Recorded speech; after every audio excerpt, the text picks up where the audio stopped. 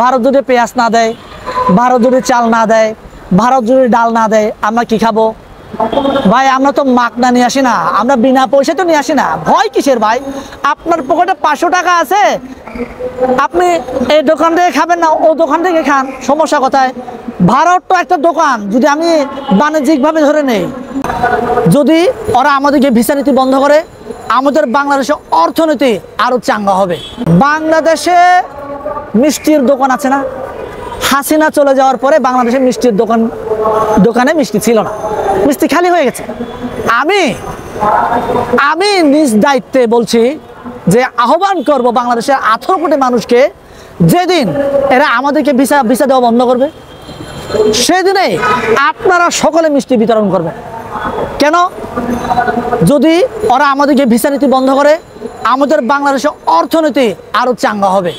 অন্তপক্ষে আমার দেশের নাগরিকরা ওখানে চিকিৎসা করতে যায়, আমার মতো ভাই, আমার তো টাকা নাই, গরিব, আমার মতো হাজার হাজার লক্ষ লক্ষ কোটি কোটি গরিব আছে, এরা বাংলাদেশে চিকিৎসা করে, বাংলাদেশের চিকিৎসা খাত উন্নত হবে। বাংলাদেশে যে যারা উদ্যোক্তা আছে, ক্ষুদ্র ক্ষুদ্র উদ্যোক্তা, এরা স্বাবলম্বী হবে। তাহলে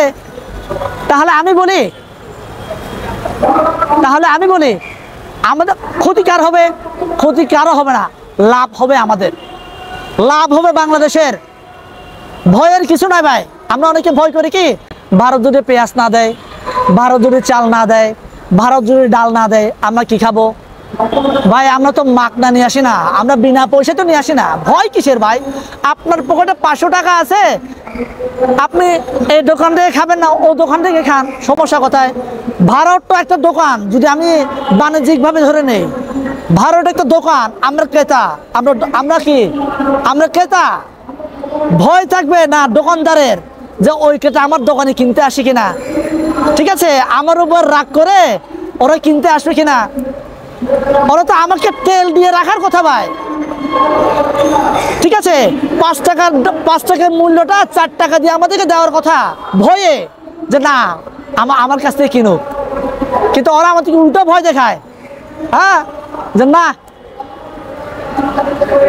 তোমাকে আমার দোকানে আসতে দিব না, যাবো না ভাই তোমার দোকানে আমি। ভয় নাই তো আমার।